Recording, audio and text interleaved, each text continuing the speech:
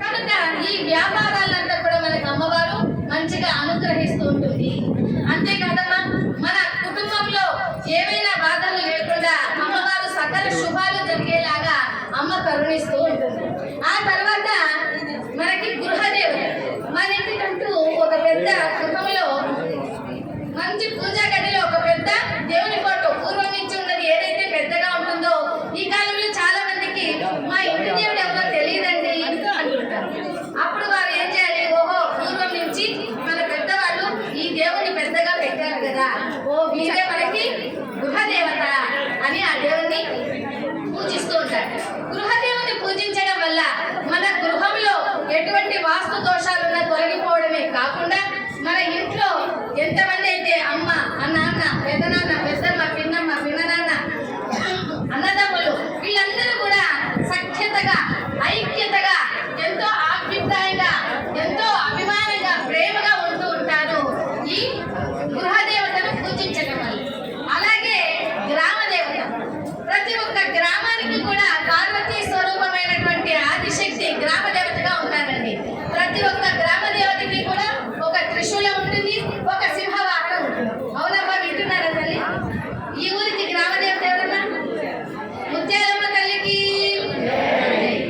ఆ విధంగా ప్రతి ఒక్క గ్రామానికి కూడా ఒక గ్రామదేవత ఉంటుంది. మరి ఎవరి గ్రామదేవతలు ఎందుకు ఇలాగ పేర్లు పెట్టారు అంటే, వారు కొన్ని కారణాల వల్ల పెడుతూ ఉంటారు.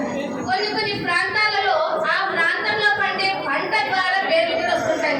జొన్నలు బాగా పండుతున్నాయి అనుకోండి, జొన్నాలమ్మ, జొన్నవాడ అని, అలాగే నూకాలమ్మ, పుట్లాక, ఇలాగ చిన్నాగమ్మ, చౌడమ్మ అంటూ అనేకమైన పేర్లతో ఆ గ్రామ దేవతలను మనము పూజిస్తూ ఉంటాం. గ్రామ దేవతలను పూజించడం వల్ల ఒక గ్రామంలో అనేక కులాల వారు, అనేక జాతుల వారు, అనేక మతాల వారందరూ కూడా ఏ విధమైన భేదభావం లేకుండా వారందరూ కూడా సఖ్యతగా, ఐక్యతగా, బాయ్ బాయ్ అంటూ, బాబా అన్న అంటూ కలుపుకోలుగా మాట్లాడుతూ వారికి ఏ విధమైనటువంటి జగడాలు లేకుండా అన్యోన్యంగా ఉండగలిగే అనుగ్రహించే తల్లి గ్రామదేవత. కాస్త అప్పుడప్పుడు అడుగుతుంటాను, చెప్పండి. ఆ తర్వాత ఎవరు చెప్పాను? ఇష్టదేవత. ఇంతమంది ఉన్నా, కులదేవత ఉన్నా, గ్రామదేవత ఉన్నా, ఆ గృహదేవత ఉన్నా కూడా ఇంకా కొంతమంది ఇష్టదేవుడు అంటే వాళ్ళకి పర్సనల్ గా స్వయంగా ఉంటారండి. చాలా మటుకు ఇష్టదేవతలు గురు రూపకంగా ఉంటారు. గురు దత్తాత్రేయుల వారు, గురు అర్ధనారీశ్వర స్వరూపం దక్షిణామూర్తి వారు, గురు సాయిబాబా వారు, ఇలాగా గురు రాఘవేంద్ర స్వామి వారు, ఇలాగా గురు రూపకంగా చాలా మంది ఇష్టదేవతలుగా ఉంటూ ఉంటారు. వారు కోరిన కోరికలను వెంటనే తీర్చేటువంటి భగవంతుడు కనుకనే వారు అందంగా ఇష్టంగా పూజిస్తూ ఉంటారు. కనుక ఈ దేవతలందరినీ మనం పూజిస్తుంటారు. మన గృహదేవతను పూజిస్తుండడం కూడా చూడండి, ఎవరికైనా చిన్నపిల్లలకు పుట్టెంట్రుకలు తీసారే అనుకోండి, చెవులు కుట్టిస్తారే అనుకోండి, ఎక్కడ చేస్తారు ఈ కార్యక్రమాన్ని? కదా, ఇంటి దేవత దగ్గరే చేస్తారు. అలాగే మనకి గ్రామ దేవతలు కూడా ప్రతి సంవత్సరానికి ఒకసారి గ్రామ దేవతలకు జాతరలకు జరుపుతూ ఉంటారు. అవునా? ఎందుకని జాతరలు జరుపుతారో తెలుసా? ఆ గ్రామంలో ఏ విధమైనటువంటి కలరా, టైఫాయిడ్, వసూచి, మలేరియా లాంటి జబ్బులు ఎవరికి కూడా భక్తులకు రాకుండా ఉండడానికి ఆ గ్రామంలో ఆ వేపాకు మండలతోటి, పసుపు నీళ్ళతోటి ఊరు మొత్తం ప్రోక్షణ చేస్తూ సుభిక్షంగా ఉండేలాగా అనుగ్రహించే దేవతే గ్రామ దేవత. ఈ విధంగా మనం 4 దైవాలను కూడా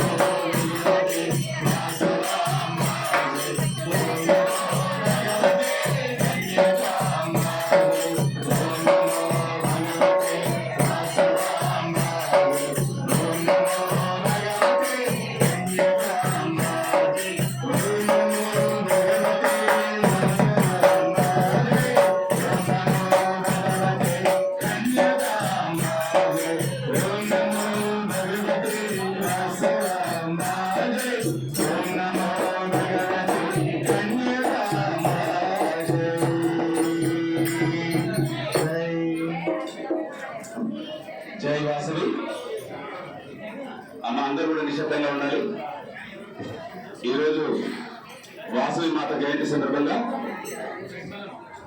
నాకు ఒక చక్కటి అవకాశం కల్పించినటువంటి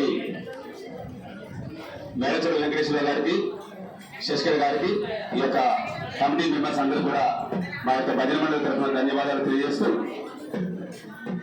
ఈరోజు ఇప్పుడు మనందరూ కూడా ఎంతో ఆసక్తిగా ఎదురు చూస్తున్నటువంటి నంది అవార్డు గ్రహీత, ఆధ్యాత్మిక రత్న, నేషనల్ సేవారత్న బిరుదాంకితులు, శ్రీ సరస్వతి సంగీత శిక్షణాలయం ఫౌండర్, శ్రీ వాసవి మాత పురాణ ప్రవచకులు డాక్టర్ శ్రీమతి పాలమడ సత్యదీప మాతాజీ గారి ప్రసంగం ప్రారంభిస్తారు. వారు ఆల్రెడీ కూడా వచ్చేసి ఇక్కడ ఆ మాతాజీ ఉపన్యాసం 3 రోజులు ఉంటుంది.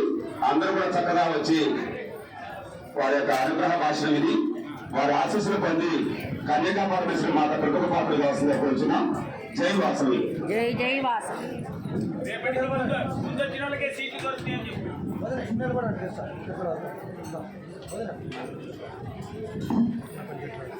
అందరూ కూడా దయచేసి కూర్చోవాలి.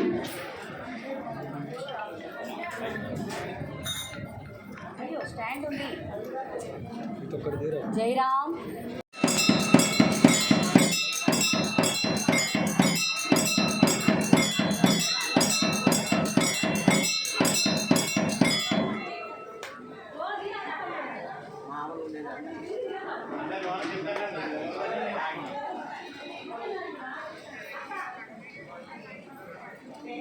వీడియో తీస్తున్నాడు.